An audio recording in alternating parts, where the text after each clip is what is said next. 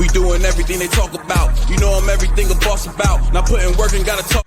All right, what's up, Locker Room? Long time no talk, but I'm back from vacation. Well, almost back from vacation. I'm in the hotel room right now. Flight might get delayed, but needless to say, I'm back in action. There's a lot that's been going on over these past couple weeks. Helvetic, we have a new quarterback. We have a new star in the league, Russell Tabor time in Munich. We got, Devin Burrell getting released. There's been a lot of things going on. And I wish I could talk about it right now, but it's only right that the way we come back, the way we talk about what just happened is we talk about power ranking. So I got my little notepad here. Sorry for the echo if you hear one, but this is the only way to get it to you guys in time. So I got my notepad here. I'll give you my thoughts on these teams, these weekends, and we'll take it from there. So you know how we do this, Locker Room, starting from the bottom, work our way up. 16. Yeah, I got some movement at 16. I'm moving Helvetic down to 16, right? You cancel the game because of injuries. You release Coach Hartford. There's a lot of guys and there's a lot of noise. And, what's going to happen in Switzerland? That is a separate day for another podcast. But it is incompetency right now. It doesn't seem like there's a sense of direction. I hope they don't, fall out, but we'll see. But coming at number 16, we have the Helvetic Mercenaries. 15, Cologne Centurions. They continue to battle. Granted, they're battling their own set of issues, but they still find a way. So they get kind of a respect point and bump up in the rankings to number 15. And, we'll see what happens, this week and the rest of the season. And granted, they're going to have an opportunity against the Enthroners to maybe see if they could get a win. One of those teams is going to get a win, and we'll see what happens. But that's going to be a good game. Coming in at 14, the Enthroners. Hey, the Enthroners competed. They actually look somewhat good. Brock Dolan returned back. They have a new American at DB, which is unheard of in the 3 seasons that the Enthroners have been in the league. Never gone DB for an American import. Maybe this is something that they changed because they look good. They competed. And they almost pulled out the win. Unfortunately, 4th and short, couldn't stop DJ Irons. You got to know he's getting the ball on that play. But we'll see. We'll see how the Enthroners continue to improve going forward. I think they can sneak a win. At some point this season. We just talked about it. They play the Cologne. We'll see what happens. But the Enthroners come in at 14. 13, we got the Berlin Thunder. Listen, there's not a lot of changes, outside of Helvetic and, in the bottom tier. Berlin, Sullivan didn't play. I'll do this. If I'm Berlin, the one thing I do take from this season is that you have a star in Tyler Foster. You have a guy who is following and could be the second coming in the footsteps of guys like, Juan Flores Calderon when he came into Tennessee his first year, Louis Geyer, Robin Vilcek, Kawanda, who's literally on that roster right now, Milan Spiller, right? This guy is a star in the making. He is shining on the brightest and biggest stage in Europe, and I just want to keep seeing his development. I had him as a guy to watch heading in the preseason for new names, and he's doing his thing. I want to give a shout out to Tyler Foster and what he's doing, and hopefully they continue to shine. And the biggest thing for Berlin is, can you keep him? If a guy like this continues to perform, there's going to be a lot of people coming after him. So Berlin comes in at 13. Number 12, this is an OG team that literally lost. And where did it go wrong? That's another podcast for another day. Or maybe I'll let Breslington, tell you a story about where it went wrong for the Hamburg Sea Devils. Again, they just don't look good. They don't have the answers on offense. Defense is not what I thought they would be, at least beginning of the season. They're just a team that since that first ELF championship has fallen to the bottom and struggling to dig their way back up to the top or up to competency. And another team coming in right behind them, a big drop, Frankfurt Galaxy. This is another team that, I want to say has fallen off just because they've had some success and they didn't make it back to the playoffs and flirted with making them a third time. But Frankfurt, man, for an organization that has so much resources and so much talent, to lose the way they're losing, there's some changes that are going to need to be made for Hamburg and Frankfurt, 2 of the OGs, 2 of the original teams in the European League of Football. The 2 teams that set the tone in the ELF championship game to where we are now. And these teams and where they're at and, the amount of time they've been in the league, they should be way better and much better than what they are. All right? Way better and much better than what they are. I mean, granted, since the beginning of the league, we only lost one German team in Leipzig, gained Munich, but it just seems like they can't retain the talent and some of the top talent that is in the league and some of the top talent that they need in order to keep improving. So, disappointing loss by Frankfurt. Maybe they're still sick from the food poisoning. I don't know, but they haven't been the same. All right, Panthers, another OG team that really leaves a lot to be desired. I mean, obviously the Devin Burrell release is trickling out, and I'm sure it's going to be official here shortly. But Panthers, man, I mean, playing the way they have been playing, up and down to their competition. I don't want to take anything from the Enthroners, but they shouldn't have struggled against the Enthroners. All right, they shouldn't have struggled against the Enthroners. And I think even releasing Devin Burrell, you still think you're a playoff team. I got some news for you.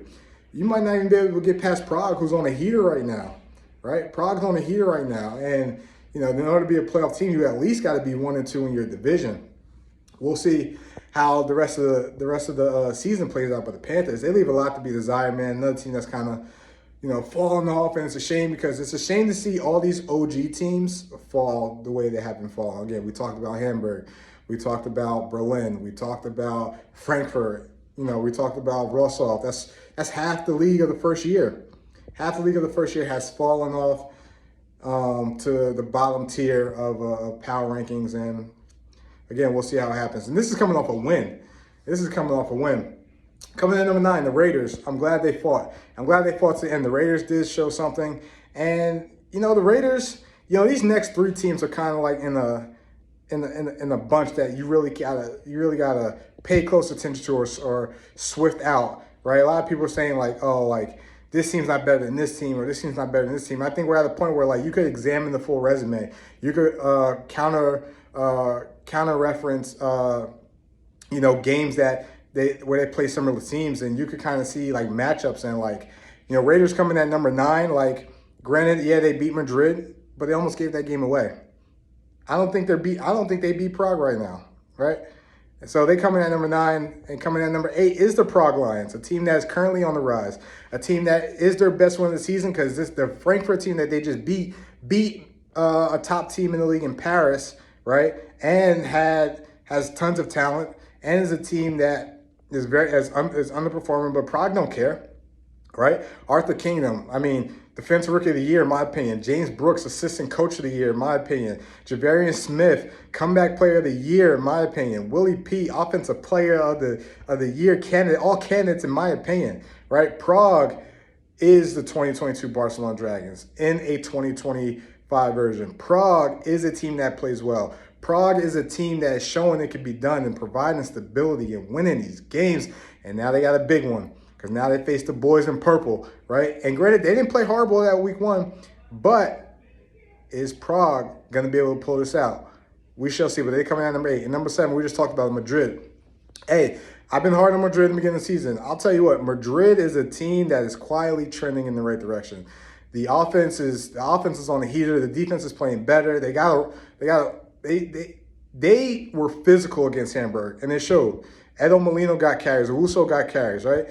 Reese Ness still went off for 6 tutties, right? Aaron Cruikshank, the fastest player ever in ELF history, get to 1,000 yards, right? He's balling, right? He's given glimpses of Jarvis Smith, or glimpses of Calvin Knight, all guys that Andrew Weidinger has coached, right? I tell you what, man, Madrid is a team you got to be careful with. Because they will sneak up on you, and they got a tricky one this week. In order to make the playoffs, they're gonna have to win the division. Because I don't think the South's getting 2 teams, right? So in order to win, they got to win the division. Madrid comes at number 7. Number 6. So this was the hard one, but I had to drop them. Just because of what one team did that just outshined the performance, and that's the Rhein Fire. Rhein Fire, they bullied Berlin. They did what they were supposed to do. They really didn't have to play like their star players. Got to drop them. No fault to their own, but it's really because of what happened, what happened in a couple games before. But Madrid comes in number six, or excuse me, the Fire come in number 6. Number 5, the Surge. They were my number 1 team heading into this past week. They took the biggest drop. They dropped 4 spots to number 5. And listen, the Surge are interesting because the Surge are a team where I feel like their backups have played almost just as much as their starters. The Surge are a team where, in the real true test, 2 times this year, right? You lost to Paris, you split with Munich, which the split's not bad, right? The split's not bad.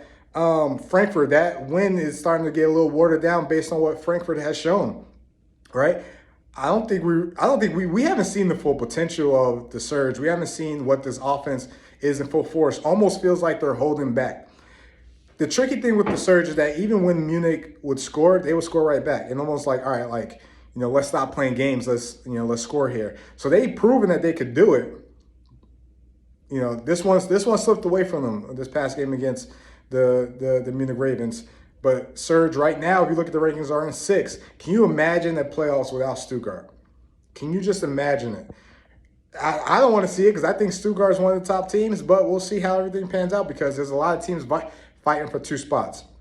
Coming in at number 4, Munich. It was time for me to give them the flowers. I picked them to win in this week's rankings.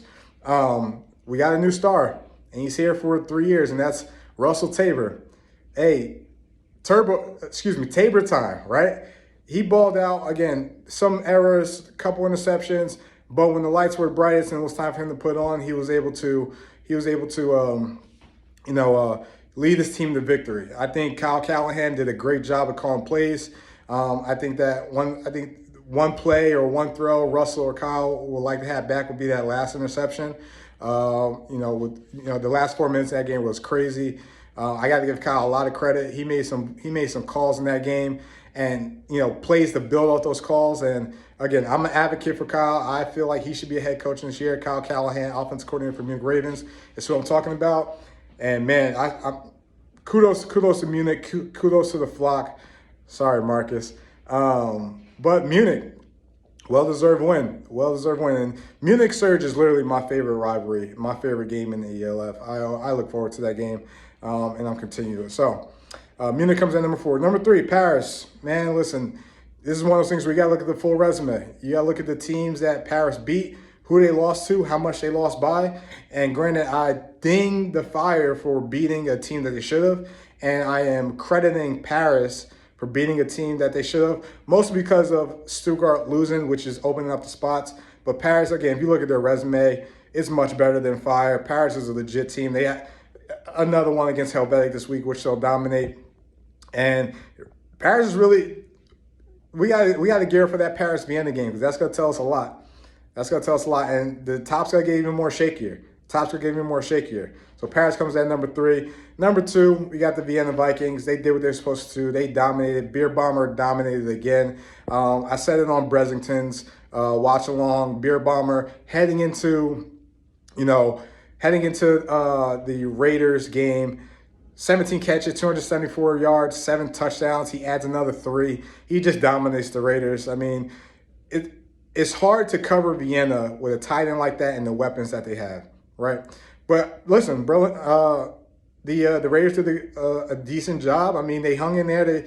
They stayed tight. Much better performers this round than it was the first one. So, kudos to them. But Vienna comes in number 2. Number 1, it's time to put them where they need to be, and that's the Nordic Storm. And the one thing I'll say about Nordic, when you look at Nordic and Madrid, we talk about all these teams and, the struggles that they have with management and winning and being competitive. The league has done a good job when you look at Madrid and Nordic at vetting new ownership. So we're looking at 2 new teams that, 1 made the playoffs, 2 most likely will make the playoffs in their first year. That gives you some hope that if they do decide to expand, that they're doing their due diligence and they're seeing the market and seeing the homegrowns and seeing how is this team going to be competitive early. Right? Again, when you look at the Madrid Nordic format. When you look at all the other leagues, all the other teams, obviously, those didn't pan out. But Nordic is, again, they're doing what they're supposed to do. They're taking care of their business. Basically, they had a bye week this week. Who knows if that game gets rescheduled? But Nordic comes at number 1. So these are my power rankings. You guys let me know what you think. You know how this works, locker room. Drop a comment. Let me know what you guys think. I'm back from vacation. There's a lot of things to talk about, so expect some videos coming soon, but power rankings and subscribe. And again, we're heading into week 8.